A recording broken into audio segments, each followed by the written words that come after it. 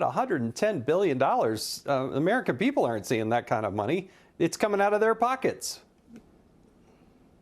Well, it's coming out of all of our pockets, but it's money well spent. In my humble opinion, this is very much like what Ronald Reagan did back in the 80s, and I do have some experience with that. I know that makes me a lot older than most of our viewers, but in fact, he believed in supporting freedom fighters. He did it in Latin America. He did it in Angola, Guinea-Bissau, Mozambique. He did it in Afghanistan. Those people were willing, as the Ukrainian people are, to use their blood and our bullets. And by the way, most of that $110 billion total, between the 45, the 1.7, and the previous 65, over $110 billion, is spent here in the United States. It's provided to contractors and defense logisticians and the kinds of people who build the kinds of systems that we're getting. So most of that money is spent here in America. Good, hardworking Americans have the jobs.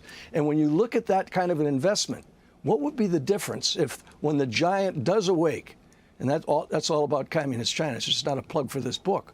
The idea of it is to make sure that they get the right message and to make sure that Putin gets the right message. And so, Jason, in my humble opinion, this is money well spent. And it's expensive stuff. The Patriot batteries themselves are very expensive. When you look at each one of the Patriot PAC-3 missiles, literally comes in well over $1 billion a battery and $1 million a missile. So you're trying to shoot at stuff that's being flown by Putin as he's trying to redraw the boundaries of Europe.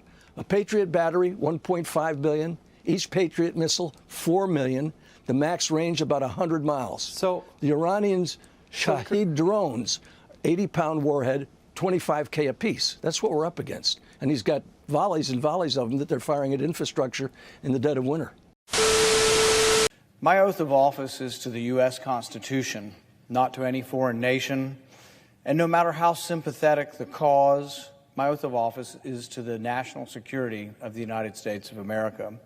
We cannot save Ukraine by dooming the U.S. economy. This bill under consideration would spend $40 billion.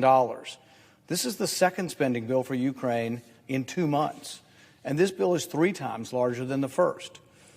Our military aid to Ukraine is nothing new, though. Since 2014, the United States has provided more than $6 billion in security assistance to Ukraine, in addition to the $14 billion Congress authorized just a month ago. If this bill passes, the U.S. will have authorized roughly $60 billion in total spending for Ukraine. Let's put $60 billion into perspective. According to Elias Youssef, a security assistant at the Stimson Center, Kiev would become the largest yearly recipient of U.S. military aid of the past 2 decades. Except for the top 5 countries, $60 billion is more than every other country in the world spends on their entire military expenditures.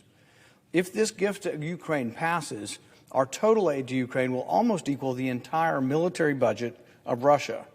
And it's not as if we have that money lying around. We will have to borrow that money from China to send it to Ukraine. The cost of this package we are voting on today is more than the U.S. spent during the first year of the U.S. conflict in Afghanistan. Congress authorized force, and the president sent troops into the conflict. The same cannot be said of Ukraine. This proposal towers over domestic priorities as well.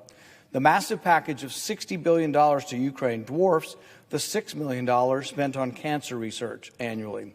$60 billion is more than the amount the government collects in gas taxes each year to build roads and bridges. The $60 billion to Ukraine could fund substantial portions or entire large cabinet departments. The $60 billion nearly equals the entire State Department budget. The $60 billion exceeds the budget for the Department of Homeland Security and for the Department of Energy. And Congress just wants to keep on spending.